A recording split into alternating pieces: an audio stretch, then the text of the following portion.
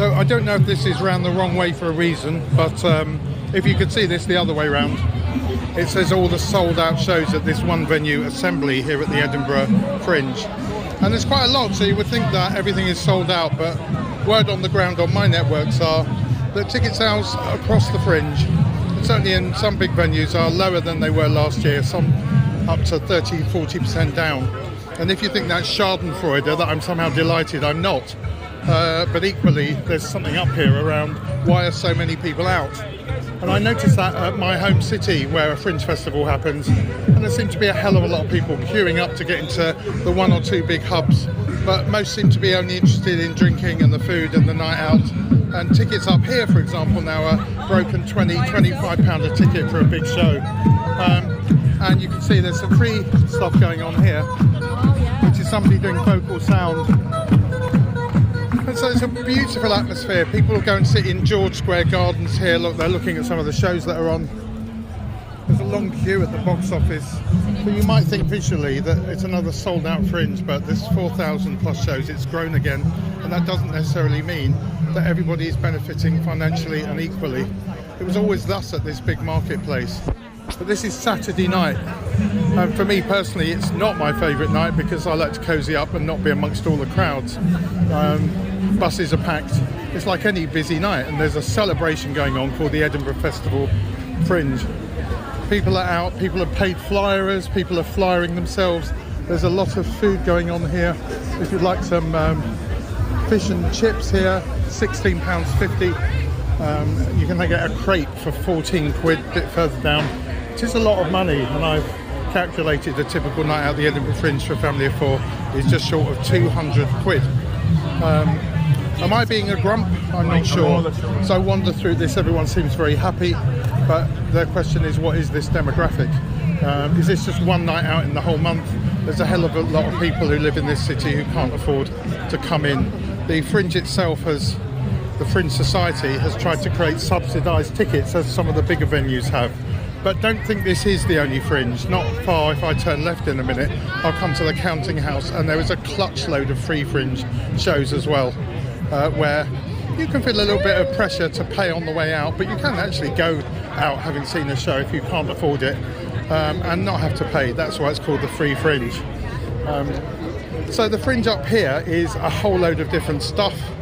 And we probably can't notice here because the posters are 6 foot tall, covered in stars, but that doesn't necessarily mean that those shows are selling out either.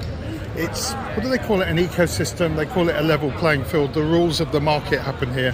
If you've got the money to pay expensive PR, the PR will do that job and probably be the loudest voices in the posters and on social media, and it means that those tickets will sell out. I've said elsewhere, some of these shows, actually even here on the big posters, are more fringy than others, but quite a few of them are just back for the 10th time. They're just here at a festival that's not specifically about the spirit of Fringe. But if you're here, you're going to notice that dichotomy, the dichotomy between the visual confirmation that this Fringe is as busy as ever. But then when you go into the granular level of that, you might actually find that ticket sales, I would be interested to see how they are reported either within the Fringe period or just after, what the genuine income was, who were the winners and who were the losers at the Edinburgh Fringe. As I walk around here, I find it interesting because these are not the shows I personally go to, not because I don't like them, but I'm really interested in Fringe work. And for those of you coming up here for the first time or thinking of coming up here, there are literally hundreds of shows. They can only afford an A4 poster, and they are everything from schools and colleges performances, student productions, solo shows, to shows that are really genuinely exciting new work. The stars of the future will be found here at the Edinburgh Fringe.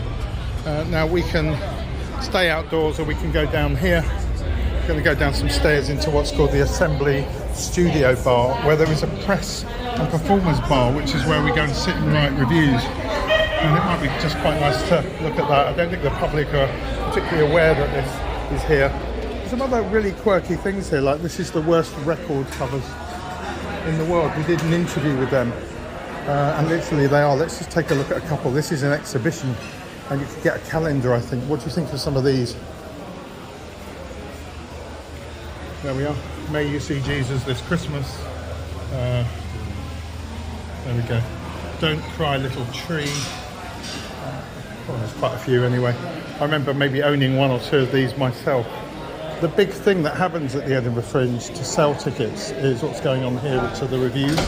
And everybody wants a 5-star review, and what they've put up here are the 5-star reviews. These are the winners at the Fringe. So Superbound Salsa has got 5 stars. 44 Minutes has got 5 stars. And here's some of the 4-star reviews. And what you won't see anymore, used to, are 3-star reviews. They tend to go silent on those, maybe find a quote to put on social media. But it's all about 5 stars. And the danger with hundreds and hundreds of websites as well is that everybody ends up with a star rating from somebody of 5 stars.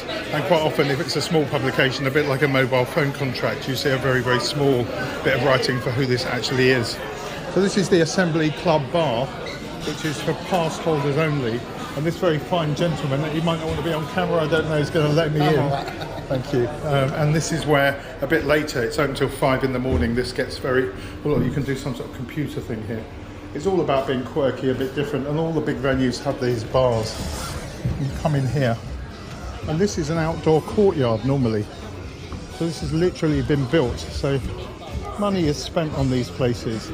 But the idea is this is one of the perks of the performers.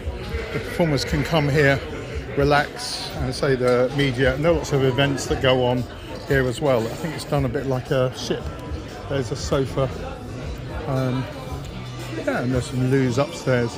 But these bars, this is the Assembly. You'll find there are other big now hubs. In some ways they're the long-term winners. They're the entrepreneurs that have grown and grown.